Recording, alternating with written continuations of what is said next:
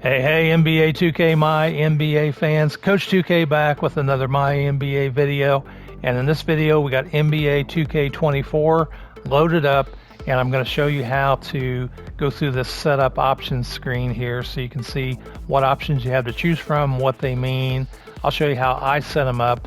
If you set them up differently than I do, let us know down in the comments, and that way people who watch this video can see some other opinions on how you might want to set this up. But on the left here, you got 9 boxes here that have a different set of settings in each one of them, and you can see on the right hand side you've got all of these different options to choose from. So let's go through each one of these and talk through it. The first options are the setup options, and so over here you can see this is probably the one that has the most selections that you can choose from. And let me go through these one by one. The first one is the fantasy draft. Now if you turn that on, what will happen is that before your franchise loads up, you'll have a draft, and all the players that on whatever roster you loaded will be available to draft. And so if you're using like the official 2K roster, what will happen is that all those players will be mixed and matched on different teams and provide you kind of a unique experience. Now if you have a custom roster with legends, or there's a whole slew of rosters you could come up with that people have probably created, you could load them into the fantasy draft and kind of just mix people up. I don't typically use the fantasy draft, so in my case I usually turn that off. Next is the customize league rules, and this allows you to change the rules before you begin your franchise instead of waiting till the off season during the league meetings. There's a lot of rules that you can go through here and adjust. I'm a traditional player where I like to keep the rules as they are. I'm not big on change. I guess I'm an older guy and resistant to that, so I don't typically turn on customized league rules, but you could do that. I went in there and looked around. There's lots of things that you can change. Next is custom roster. I do typically use custom roster quite a bit as the season goes on, and this allows you to put in a roster other than the official 2K roster that is provided with the game. A lot of guys go and make really nice rosters. In fact, my NBA 2K19 My League series, which I'm still doing, I have like 90 episodes in it, is a fictional roster which I loaded from the beginning, and so that's a custom roster example. It can be a lot of fun. In this case, I'm not going to turn it on, but there would be situations where I would. Next is customize league. This will allow you to reorganize the teams in different divisions, put some created teams in, maybe put in some expansion teams. You can do a lot of different things with customized league. I did a whole series on that where I customized all of the leagues, teams, the arenas, the uniforms, and everything. Just realize that if you do this option at a certain point, instead of your save just being local to your console, once you customize too much stuff, it'll be saved on the 2K servers. Once that happens, your file save is kind of dependent on the servers being turned on, and once they turn those off, then you'll lose your file. So typically anymore, I don't like to use the customize league option, because I want to be able to play whatever file I'm in for as long as I want. Like NBA 2K19, I've been playing that file for like 4 years now, and so that's kind of how that works. In this case, I will turn that off.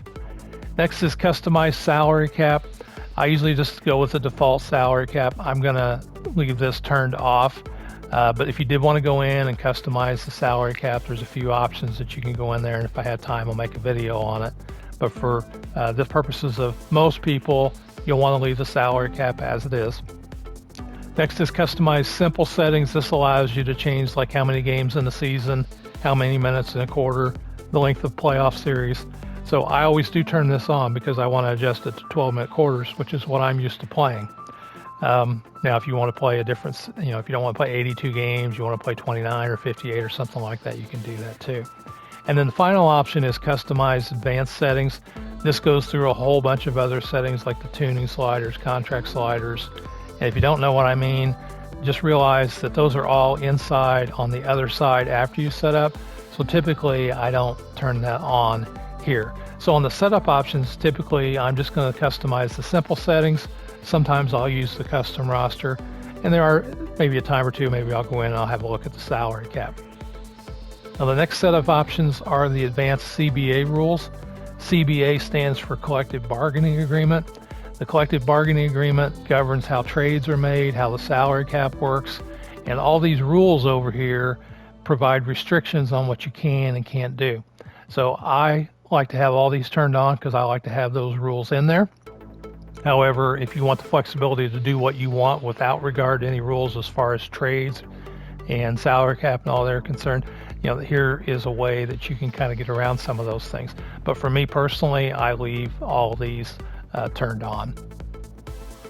Now the role-playing elements, this is where, if you remember from previous generations of NBA 2K, they had the My GM option. Well, this is kind of where that comes into play.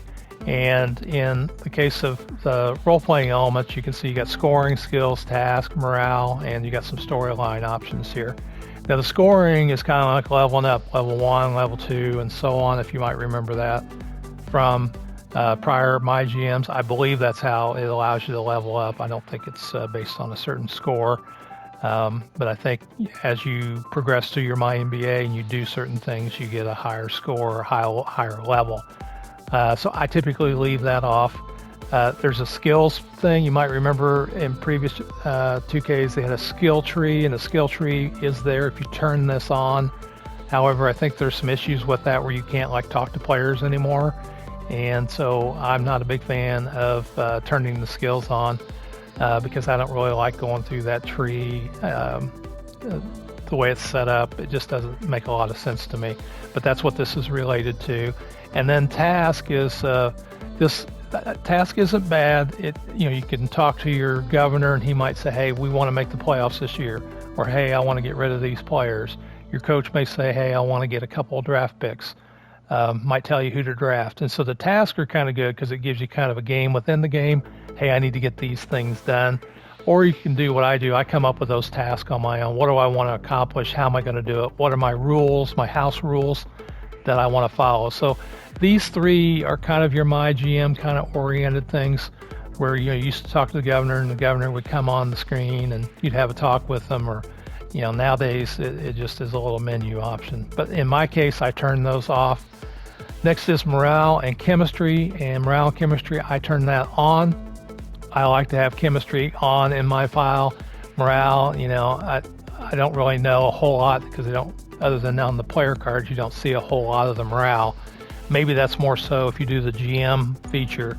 But I like team chemistry. I like to work on getting team chemistry up over the course of a season because as team chemistry goes up, so does the ability for the team to play together, and also the better the team chemistry, the better they play. So I like working on team chemistry, and if you do things like trade players, it affects your chemistry, it affects the way players play. So I will always leave this on. Now the last two options are draft storylines for generated draft classes and draft storylines for historic draft classes. And I will a lot of times turn these on. I do turn them off from time to time. An example when I would turn them off would be if I've got a draft class that a guy created and he has, went in there and meticulously created peak start and end times for players in terms of how they're going to play their career out, then I probably won't load these storylines in there because if I do, then I may affect that. I don't know that for 100%, but for most cases you can turn these on. You won't have any issue with doing that. And what it does is it puts in, how a guy's doing in college. You'll start to see stuff like that in the actual social media feed inside your MyNBA. So as far as role-playing elements, those are what I would go with. Next up is the budget and finances. You can see on the right here you have 4 options. The first is the salary cap, and then you got the hard cap. Now the NBA has a soft salary cap where you can spend up to an X amount. You can go above that if you want, as long as it's within the rules and exceed the cap, but then you can't go over what's called the hard cap, which is a much higher number that you probably won't reach.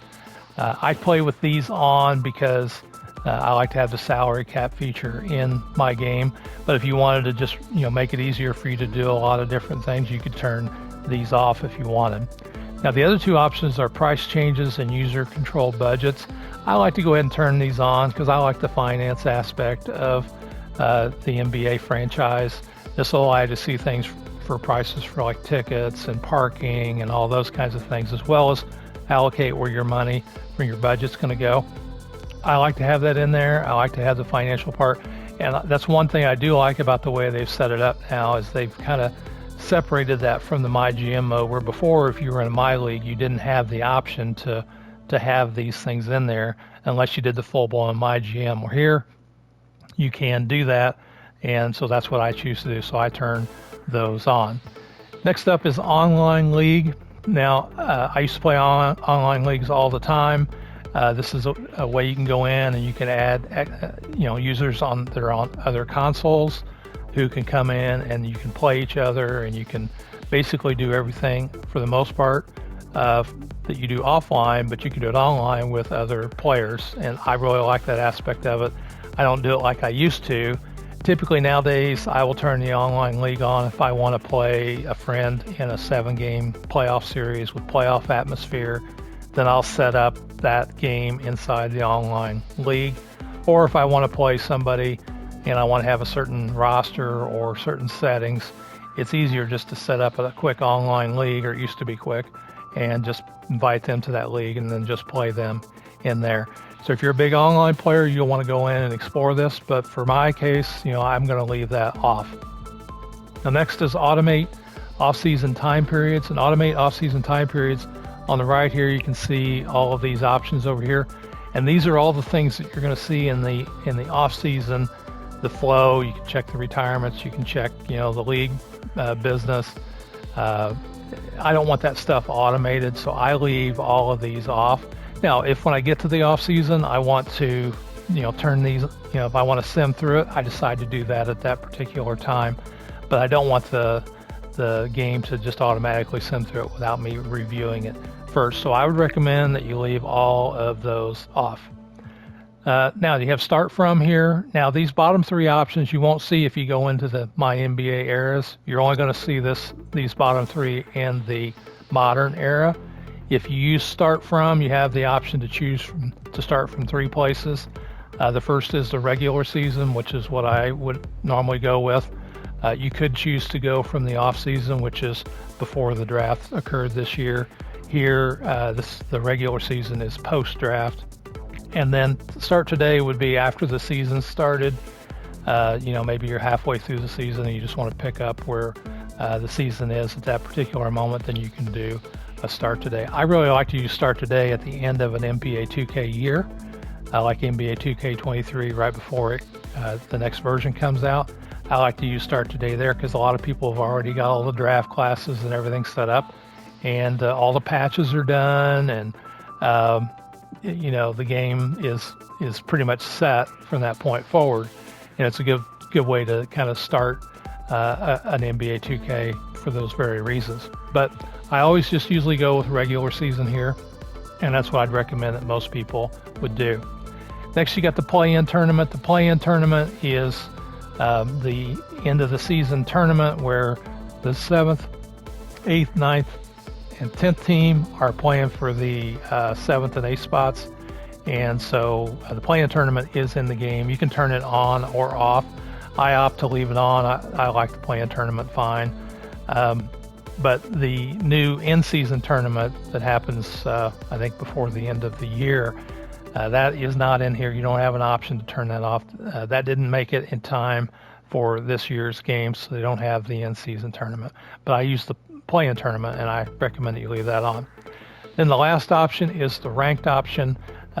This gives you the ability to kind of play against other users who are playing a version of MyNBA. And basically, the last I checked, it just had a leaderboard. There wasn't really any interaction between anybody. You would just see where you stood on the leaderboard, or whoever was on the leaderboard, you'd see how well they did. And then you've got some custom rank settings, which will allow you to maybe customize some of those things. Now, I haven't done a lot of exploring in here in a long time, because I'm not a fan of it. So in my case, I don't use ranked. I've run across a few people from time to time. They're like, oh, I love ranked. I use it all the time. But it's not something that I do.